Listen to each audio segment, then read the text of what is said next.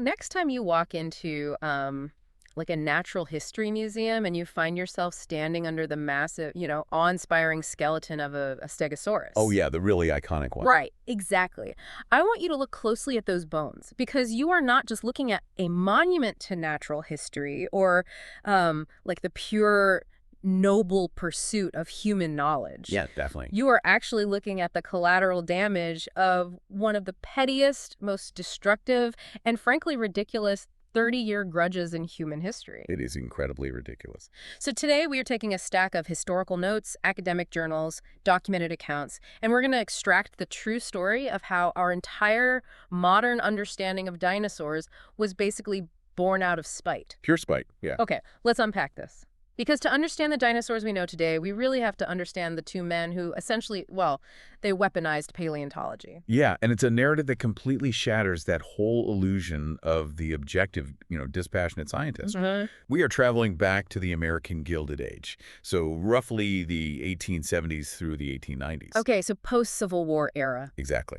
And in scientific circles, this era is infamous. It's known simply as the Bone Wars. The Bone Wars! I love that name. It's very fitting. Yeah. And the stakes during the specific window of time were just unprecedented. The American West, largely due to the expansion of the Transcontinental Railroad, was basically just being cut open. Right, they're blasting through mountains and everything. Exactly, laying track everywhere. And what those railroad cuts in, geological surveys revealed was that the American frontier was arguably the richest dinosaur fossil bed on the entire planet. Wow. Yeah, you had this vast, desolate landscape that was quite literally overflowing with the buried remnants of prehistoric giants. But before we can get to the West, and before we can really understand why this turned into an all-out war, we have to meet the combatants. We do. Because you don't get a 30-year blood feud without a really spectacular clash of personalities. Oh, absolutely not. So, on one side, we have Edward Drinker Cope.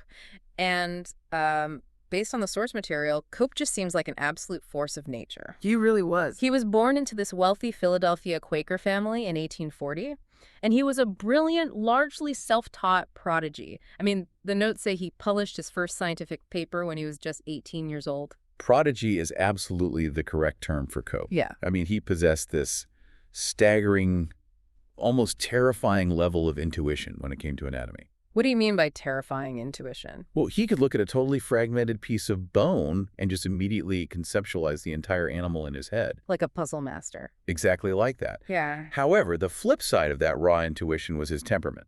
Oh, of course. Yeah, he was notoriously impulsive, deeply impatient, and he basically functioned on this raw, chaotic, nervous energy. He didn't want to slowly deliberate over findings. He just wanted to discover, publish, and move on to the next thrilling puzzle. So you have this fiery, intuitive genius. And on the exact opposite end of the spectrum, we have his rival, Othniel Charles Marsh. Right. Marsh is a totally different story. Yeah, if Cope is like the chaotic startup founder building revolutionary tech in his garage on pure instinct, Marsh is the ruthless, highly resourced corporate CEO. Oh, there's a perfect analogy. The guy with a massive board of directors and a methodical strategy to just totally dominate the market. That perfectly captures their operational differences, yeah. Because Marsh's background was entirely different from Cope's. He wasn't born into Quaker wealth. No, Marsh grew up relatively poor. But he had a literal lottery ticket of a relative. His uncle was George Peabody. Okay, the name sounds familiar. Peabody was one of the wealthiest philanthropists of the 19th century, and he essentially bought Marsh his career. Wait, really? Oh, yeah. He funded Marsh's education at Yale, he funded his postgraduate studies in Europe, and he even donated the money to build the Peabody Museum of Natural History at Yale. Oh, the Peabody Museum. Exactly. And the endowment came with an explicit condition that his nephew would be its head. Wait, so Marsh didn't even have to earn his academic chair. He just had his uncle buy a museum for him to run. Essentially, yes. Okay. I mean, in 1866, Marsh became the first professor of paleontology in the United States, entirely because of his uncle's money. That is wild. It is. But to be fair to Marsh, he wasn't incompetent. He was just the polar opposite of Cope. Where Cope was fast and intuitive, Marsh was slow, highly methodical, cautious, and incredibly shrewd politically. You played the game. He mastered the game. Marsh didn't trust intuition at all. He trusted exhaustive evidence and institutional power. Okay, so that is just a recipe for absolute disaster. Mm. You have the rapid-fire maverick versus the deeply entrenched institutionalist. Exactly. But looking at the timeline of the deep dive here, they didn't start out at each other's throats. I mean, they actually began as friends, didn't they? They did, which is honestly what makes the subsequent destruction so tragic. They actually met in Berlin in 1863 while they were both studying abroad. Oh, nice. Yeah, they spent days together touring museums. And when they returned to the United States, they exchanged these incredibly polite, cordial letters. Just standard academic buddies. Right, they shared fossils. They even did what was considered the ultimate sign of professional respect in the 19th century scientific community. They named newly discovered species after one another. Shut up. They really did that. They did. Cope named an amphibian Tuonius marshi, and Marsh named a giant marine reptile Mosasaurus copianus. So they clearly recognized the brilliance in one another. They were entirely capable of functioning like normal, supportive colleagues. Precisely. And if we connect this to the bigger picture, it proves that this wasn't some inherent, unavoidable clash of ideologies from day one. There was actual mutual respect. Exactly. There was a foundation of mutual admiration. They both just wanted to uncover the ancient world. But as we'll see, that professional respect was highly fragile, and it was eventually shattered by something far more powerful than scientific curiosity. Human ego. Huge, fragile human ego. Which brings us to the inciting incident. Because you don't go from naming ancient sea monsters after your buddy to trying to systematically destroy his entire life without a massive catalyst. No, you need a spark. And that catalyst was a very public, unbelievably humiliating mistake. So let's talk about the Elasmosaurus blunder of 1868, because the sheer mechanics of this mistake are just fascinating. It is easily one of the most famous errors in the history of science. Okay, lay it out for us. So, Cope had been working on the remains of this massive marine reptile found in Kansas. This creature lived in the western interior seaway, which was the shallow ocean that split North America during the Cretaceous period. Caught it. Cope named it Elasmosaurus platyurus. Yeah. And he was incredibly proud of this reconstruction. I mean, it was a massive, sinuous beast, completely unlike anything currently living on Earth. So he drafts his paper, Yeah. he creates this beautiful illustration of the skeleton, and he eagerly shows it off to the scientific community, including his buddy Marsh. And Marsh takes one look at this majestic sea monster and realizes something is profoundly mechanically wrong with it. Yeah, Marsh noticed a catastrophic error in fundamental anatomy.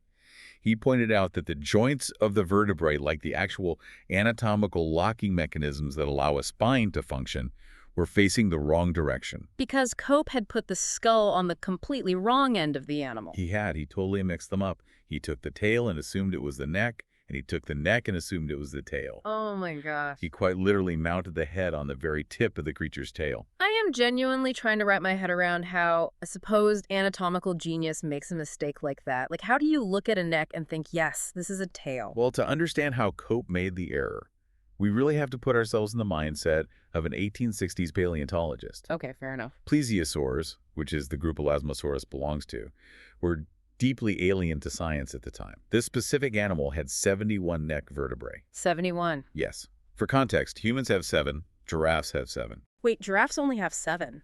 Yep, just 7 really big ones. So an animal with a neck consisting of 71 vertebrae was biologically unprecedented. Cope's brain simply couldn't process a neck of that length and flexibility. It just didn't compute. Exactly. In his mind, based on modern reptiles, it was far more logical that the long, multi-jointed appendage was a tail used for swimming, kind of like an eel, and the shorter, stiffer appendage was the neck. Okay, so he made a logical assumption based on the animals he already knew, but nature just threw him a massive curveball. Exactly. But still, when Marsh points out that the actual mechanical joints are completely backwards, Cope has to realize he's been caught. Oh, he did. The realization was absolutely devastating. For a man who prided himself on his brilliant intuition, being exposed for a basic mechanical error was the ultimate humiliation. I can imagine. The historical record indicates Cope just panicked. He desperately tried to buy up every single printed copy of the academic journal that contained his flawed illustration. Like trying to scrub the internet today. Exactly like that. He wanted to physically scrub the mistake from the historical record before it could ruin his credibility. And this is where I want you, the listener, to just imagine your own worst nightmare at work. Imagine you hit reply all on a company-wide email and send a completely embarrassing, fundamentally incompetent message. We've all been there. Right. You are sweating through your shirt, frantically trying to recall the email, literally begging the IT department to delete it from the server. Now imagine your biggest professional rival not only sees the email, but absolutely refuses to let it go. Oh, it's the worst case scenario. They print it out, they frame it, and they hang it in the lobby for everyone to see, because that is essentially what Marsh did to Cope, isn't it? That is exactly what he did. Rather than being a gracious colleague and letting Cope quietly correct the error, which, is what you would expect from a friend, Marsh made absolutely certain the entire scientific establishment knew about it. He just blasted him. He did. He actually secured his own copies of the flawed journal before Cope could destroy them. Oh, that is so evil. He gloated about it. He later wrote that when he pointed out the error, Cope's reaction was one of wounded vanity, and Marsh just delighted in that wound. That is so deeply, profoundly petty. It was, and this specific moment really weaponized humiliation. It took a standard academic rivalry and mutated it into a permanent, lifelong vendetta. Because Marsh didn't just correct a scientific error to advance human knowledge. No, he deliberately attacked Cope's dignity, and Cope, with his hot temper, would never, ever forgive him.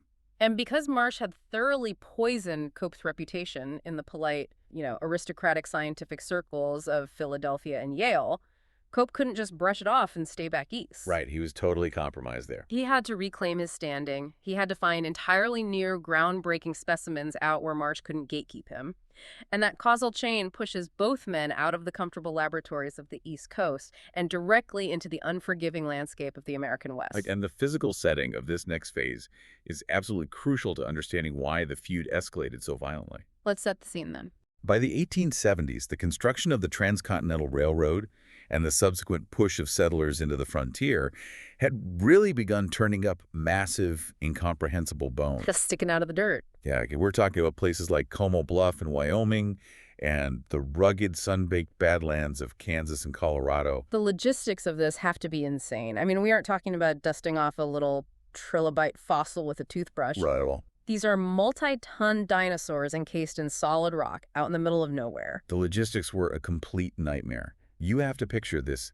Eminent East Coast scientists, accustomed to drawing rooms and fancy libraries, now hiring teams of hardened frontiersmen, miners, and railroad workers. Just a totally different breed of people. Entirely. They are out in territories that are still actively contested by Native American tribes. They are dealing with extreme heat, rattlesnakes, and brutal physical labor. They're using pickaxes and horse-drawn wagons to haul literal tons of rock to the nearest train depot just to ship it back east. It was essentially the gold rush, but the currency was bone. Here's where it gets really interesting to me.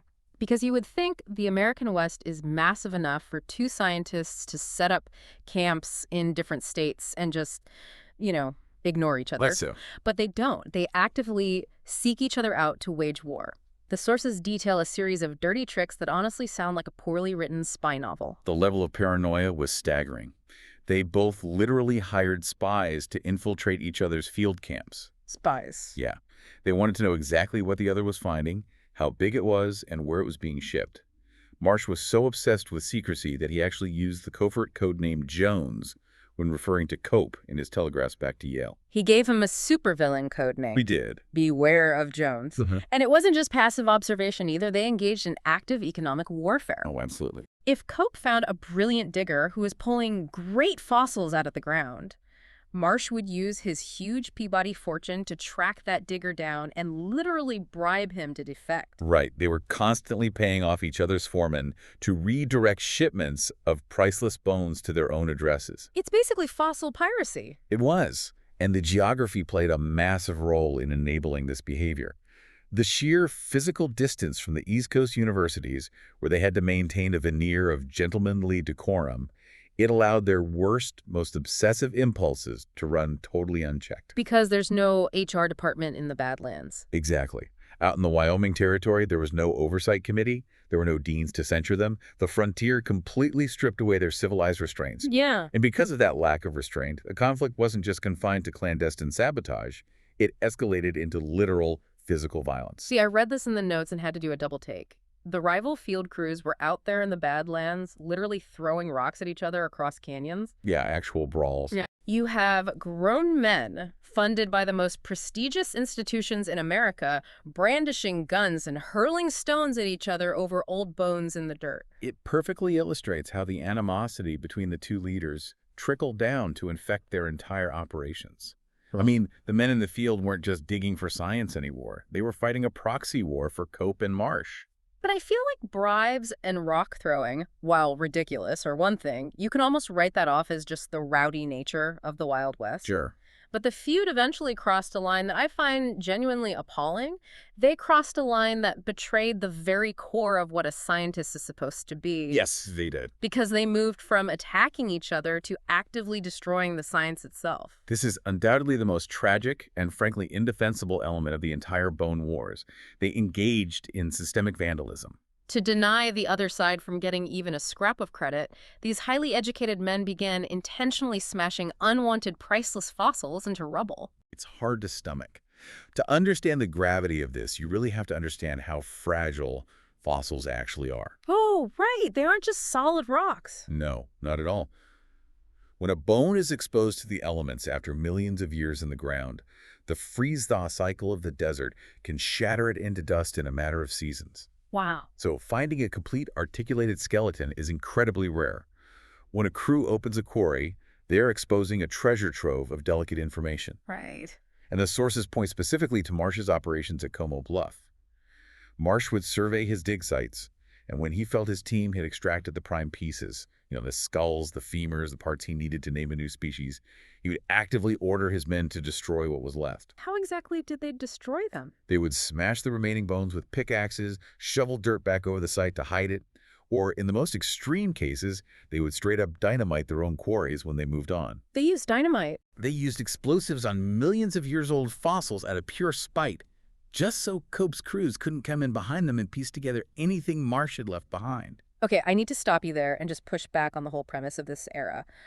We constantly see documentaries and museum plaques that paint Cope and Marsh as these swashbuckling heroes of paleontology, the founding fathers who built the field. That is the popular narrative, yeah. But if you are actively dynamiting uncollected fossils so your rival can't have them, aren't you completely abandoning the scientific method? Absolutely. That isn't science. That is a scorched earth military tactic. Why do we still revere these guys if they were basically engaging in the academic equivalent of bringing down the Library of Alexandria? It's a very valid reaction. This raises an important question about how history handles flawed pioneers. You are absolutely right. The destruction of those quarries was a literal crime against science. That's infuriating. It is the antithesis of the scientific method, which relies entirely on the preservation of evidence for future study. I think the reason they are still revered, or perhaps mythologized is a better word, is because we tend to focus on the sheer volume of what they did bring back, rather than what they destroyed. We look at the museum mounts, not the rubble. Exactly. But you cannot separate the two. It illustrates a profound tragedy.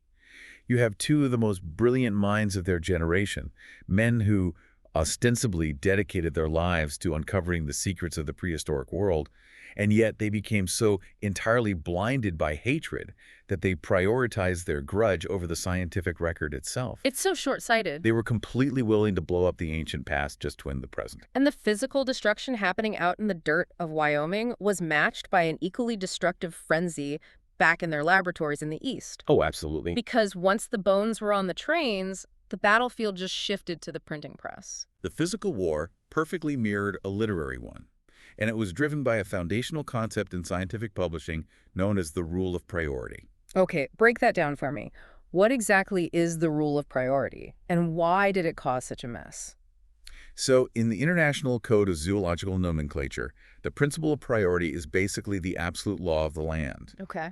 It dictates that the first scientist to formally publish a description and a name for a new species is the one who gets permanent credit for it. Forever. Forever.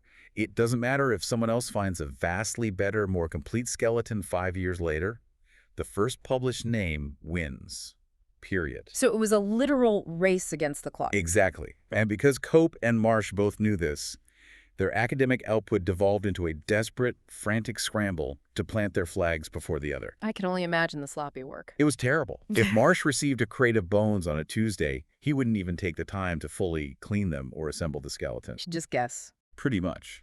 He would look at a single tooth or a piece of a femur, guess what the animal looked like, write a hasty one-paragraph description, and rush it to a scientific journal just to get the date stamp. And Cope was doing the exact same thing, I assume. Cope was arguably worse because of his natural impulsivity. I mean, our sources note that Cope published somewhere on the order of 1,400 scientific papers in his lifetime. 1,400 papers. That is a staggering amount of literature for one human being to produce. It's almost unbelievable. But if they are just looking at a single tooth and guessing, the error rate has to be catastrophic. It was a complete taxonomic nightmare. Because they were rushing so frantically, and because they absolutely refused to consult with each other or compare notes, they would frequently discover the exact same dinosaur, give it two completely different names, and publish it as two distinct species. Wow. Can you give me an example of how this actually impacted the dinosaurs we know today? Oh, the most famous casualty of this sloppy arms race is definitely the Brontosaurus. Wait, the Brontosaurus, the massive long-necked dinosaur everyone knows. Yes. In 1877, Marsh discovered the remains of a massive long-necked dinosaur. He named it Apatosaurus ajax. Okay, Apatosaurus. Right. Then, 2 years later, in 1879, his team found a larger, slightly more complete skeleton of what appeared to be a different dinosaur. Let me guess. He named this one Brontosaurus excelsus, the thunder lizard. That is such a cool name. It was a fantastic name, and the Brontosaurus became incredibly famous. It became the iconic long-necked dinosaur in museums and pop culture. But they were the exact same animal. They were exactly the same animal. Decades later, subsequent generations of paleontologists painstakingly re-examined the bones and realized that Marsh's Brontosaurus was just an adult version of the Apatosaurus he had found 2 years earlier. Oh, man. And because of the rule of priority, the name Apatosaurus had to take precedence because it was published first. Yeah, the beloved Brontosaurus was officially wiped from the scientific registry for over a century, entirely because Marsh was rushing to beat Cope. That is maddening. It's like two rogue software developers rushing to commit messy code into the same repository without ever talking to each other. That is exactly what it's like. They're building the exact same features, naming them different things, and leaving behind this incredibly buggy, broken system that takes subsequent generations of developers decades to untangle and debug. That is a brilliant way to frame it. The technical debt they left behind in paleontology took decades to resolve. He's so selfish. It really was. And what's worse, the sheer toxicity and dominance of their publishing war effectively bullied other, perhaps more level-headed paleontologists out of the field entirely. Oh, because they took up all the oxygen. Exactly. If a young independent scientist wanted to study dinosaurs in the 1880s, there was almost no room to secure funding or publish a paper without getting caught in the crossfire of Cope and Marsh. They totally monopolized the entire science through sheer volume and aggression. So you have blown up the quarries in the West, and you have flooded the academic journals with duplicate names and sloppy science. When you run out of fossils to smash and papers to publish, what do you do next? You go nuclear. Because they didn't just stop and retire. No, definitely not. When the scientific avenues were exhausted, they went after the only things their rival had left: their reputation and their livelihood. How bad did it get? Well, by the late 1880s, the financial reality of this 30-year war began to really crush them. Both men had started with vast resources, but they were burning through their fortunes at a totally unsustainable rate to fund these massive continental expeditions. Digging up literal tons of rock and shipping it via train isn't cheap. Exactly. And this is where Marsh's cautious, politically connected nature gave him a lethal advantage over Cope's chaotic independence. Okay, what did Marsh do? In 1882, the federal government consolidated several geological surveys into the United States Geological Survey, the USGS. Still around today. Right. And Marsh, using his political connections, managed to get himself appointed as the chief paleontologist for the newly formed organization. So the corporate CEO just got the ultimate government contract. He did. This gave Marsh access to massive federal funding. Cope, meanwhile, had always operated independently. He relied on his personal inheritance, which he was rapidly draining, and he occasionally did contract work for state surveys or defunct federal surveys. He didn't have that stable government backing. No. and Marsh immediately used his new bureaucratic power to systematically choke off any avenue of government funding that Cope might access. That is absolutely brutal. But Marsh didn't just cut off the money, did he? I read he tried to take the bones themselves. This is where Marsh completely overplayed his hand. Marsh used his position at the USGS to argue a very dangerous legal technicality. He claimed that because Cope had, years earlier, received a small amount of federal funding from a previous survey, Cope's entire private, personal fossil collection, like the collection he had spent his life and his own fortune building, was actually the property of the United States government. He tried to have the government forcibly seize Cope's life's work. He demanded that Cope's collection be confiscated and handed over to the National Museum, which Marsh effectively controlled. That is just evil. It was a direct existential attack on Cope's property and his legacy. And for Cope, that was the absolute final straw. He realized he couldn't beat Marsh in the halls of government bureaucracy. So he decided to detonate the ultimate weapon. I absolutely love this detail from the sources. It turns out that for years, while Marsh was building his political alliances, Cope had been quietly, obsessively hoarding a secret stash of documents. He was biding his time. He had a dedicated file drawer in his desk in Philadelphia filled with letters, journals, and documented evidence of Marsh's misdeeds. Every single receipt. Every time Marsh made a mistake, every time Marsh bullied a subordinate, every time Marsh allegedly plagiarized a description, Cope filed it away. And he meticulously, lovingly labeled this drawer Marshiana. He had spent years building a comprehensive dossier of destruction. He had. And when Marsh tried to take his fossils, Cope opened the Marshiana drawer and handed the entire dossier over to William Hosea Ballou, who was this hungry freelance journalist looking for a sensational story. Yeah, he got one. In January of 1890, the feud finally spilled out of the polite academic journals and exploded right onto the front page of the New York Herald. And we have to remember the context of 1890s journalism. Yeah. This was the era of sensationalist yellow journalism. The Herald didn't hold back at all. The newspaper ran a massive multi-column banner headline that literally read, "Scientists wage bitter warfare." Very subtle. Right. And under that headline, Cope publicly laid out 30 years of grievances. He accused Marsh of gross incompetence. He accused him of plagiarism, claiming Marsh forced his assistants to write his papers and then just put his own name on them. Wow. He basically called the most powerful scientist in America a complete fraud. And Marsh, predictably, was not going to turn the other cheek. He retaliated in print 2 weeks later. He used his connections to get his own massive rebuttal published in the Herald. Of course he did. And this is where the sheer pettiness shines through once again. He didn't just defend his record. He went right for Cope's oldest, most painful wound. He brought up the Elasmosaurus. He did. Marsh gleefully titled a section of his rebuttal, "Wrong End Foremost." No way. Yes. He dragged Cope's decades-old mistake, putting the skull on the tail of the plesiosaur right back into the national spotlight for the entire American public to read about. He slung accusations of insanity and incompetence right back at Cope. So what does this all mean? Let's just step back for a second and look at the sheer absurdity of this moment. It's hard to process. We are talking about two of the nation's most eminent scientific minds. These are highly educated, wealthy men of elite social standing, and they are brawling like reality TV stars on the front page of a major newspaper. The entire country is literally eating breakfast and reading about two old men arguing over who put a head on a tail 20 years ago. They completely torched whatever dignity they had left. It was a public relations disaster for American science. I mean, the European scientific community, which had always kind of looked down on American science as a bit unrefined anyway, watched this public meltdown with absolute horror. Validating all their stereotypes. Completely. Every war eventually ends, but the tragedy of the Bone Wars is that it left no victors in the traditional sense. But losers. There were only casualties and eventually an accidental, monumental legacy.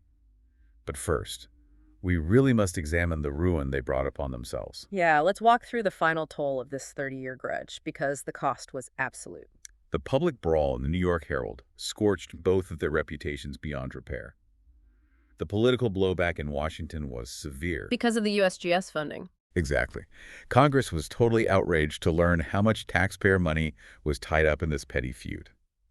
As a result, in 1892, the budget for the USGS was drastically slashed, and Marsh was humiliatingly pressured to resign his government post. Wow. His federal funding dried up overnight. He actually had to mortgage his house just to survive. And Cope wasn't doing much better, was he? Cope was entirely ruined. He had invested his remaining fortune in silver mines, which failed catastrophically. The prodigy was completely broke. That's depressing. He was ultimately forced to rent out rooms in his house, and then, in a devastating blow, he had to sell off his beloved personal fossil collection. The one he fought so hard to keep from Marsh. Yes, he had to sell it at a massive financial loss just to buy food. It literally broke them both. It did. Cope died in 1897 at the age of 56, and Marsh died just 2 years later in 1899. Both men died near broke, isolated, and totally worn down by the stress, the paranoia, and the hatred. Neither of them ever found peace. They spent their entire lives, their brilliant minds, and their immense fortunes on the mutual annihilation of the other. It is a profoundly sad ending for two men who could have achieved so much more if they had worked together. But here's where we must pivot, because out of that total personal ruin came something historically astounding. This is the massive payoff of the entire deep dive. If you look at the state of paleontology before Cope and Marsh started this feud, before the spying and the rock throwing and the dynamiting, the scientific community only knew of about 9 dinosaur species in all of North America. Just 9. 9. But between the two of them, through this frantic, hate-fueled 30-year competition, Cope and Marsh discovered, described, and named well over 100 new species of dinosaurs. This single-handedly populated the prehistoric landscape. Yeah. And we are not talking about obscure minor species that only academics care about or can even pronounce. No, we are talking about the absolute A-listers, the giants of the prehistoric world. Marsh gave us the Triceratops, he gave us the Stegosaurus, he gave us the Diplodocus and the Allosaurus. Huge names. Cope discovered incredibly significant species as well, including the Dimetrodon, which isn't technically a dinosaur, but it's that iconic sail-backed creature everyone knows. Right. The point is, the dinosaurs that every single child on Earth can close their eyes and draw from memory, the ones that anchor the grand halls of our museums around the world. Those specific creatures were pulled from the Earth directly because of this bitter, destructive rivalry. What's really fascinating here is the profound historical irony of the timeline. What do you mean? Well, Cope and Marsh spent their entire lives digging up these bones, frantically writing papers, and destroying their lives to claim the glory. But despite all their effort, neither man actually lived to see the fruits of their labor truly realized in the public consciousness. Because they just left the bones in boxes, right? Exactly. They were in such a rush to name the species that they rarely took the time to fully clean, assemble, and mount the skeleton. That takes years. Yeah, and the massive public craze for dinosaurs, the cultural phenomenon we now call dinomania, did not happen during their lifetimes. It only exploded after their deaths at the turn of the 20th century. Oh, wow. That was when the great museums in New York, Chicago, and Washington finally opened the thousands of crates that Cope and Marsh had shipped back east in train cars over those 3 decades. The unboxing of the century. Truly. When museums finally took the painstaking time to mount these towering, impossible skeletons for the public to see, it changed the world. So as we wrap up this journey, I want to speak directly to you, the listener. Think about the incredible, sprawling arc we just traveled over the last hour or so. We started with 2 brilliant, ambitious men touring museums in Berlin, engaging in a polite correspondence, and naming ancient sea creatures after each other. Best of friends. We watched that professional respect evolve, thanks to a skull mistakenly placed on the wrong end of a skeleton, into a humiliating public spat. The turning point. We followed that spat as it escalated into the Wild West, involving hired spies, rocks thrown across badland canyons, bribed railroad workers, and dynamited quarries. It's basically an action movie. We watched them flood the scientific record with rushed, sloppy papers just to beat a ticking clock, before finally unleashing a front-page newspaper brawl that resulted in 2 ruined fortunes and 2 broken men. The core takeaway from this history challenges a very comforting assumption we hold about how human progress works. Yeah. We desperately want to believe that the great monuments of human knowledge, the discoveries that expand our understanding of the universe and our place in it, are built purely by noble motives. We want to believe that for sure. We want to believe that science is driven solely by a dispassionate love of truth, by pure curiosity, and by wonder. But the Bone Wars prove that this isn't always the case. Not even close. In this specific instance, one of the most wonder-inspiring things humanity has ever uncovered, the realization that giants once walked the earth, was forged substantially through spite, envy, paranoia, and deep-seated pettiness. And that leads to a final thought I want you to mull over long after we sign off today. History acts as a filter. It sanitizes the messy, ugly reality of human discovery. When you walk into a museum today, the bones themselves don't retain the memory of the bribes. No, they don't. They don't show the scars of the hatred, the hurled rocks, or the dynamited dirt. They just stand there, silent and clean in the museum halls, completely astonishing us. It forces us to ask a really uncomfortable question. Do we sometimes actually need the worst, most obsessive human flaws to achieve our greatest leaps in knowledge? It's a tough pill to swallow. If Cope and Marsh had remained polite friends, they might have casually discovered a dozen dinosaurs over their lifetimes. But without this ugly, petty 30-year grudge driving them to absolute madness, our world might literally have fewer wonders in it today. It's entirely possible. The next time you see a kid gasping at a towering stegosaurus, remember that they are standing in the long shadow of a deeply embarrassing typo that someone simply refused to let go. Thank you so much for joining us on this deep dive into the Bone Wars. Keep questioning the neat and tidy stories that history tries to sell us, and we will catch you next time.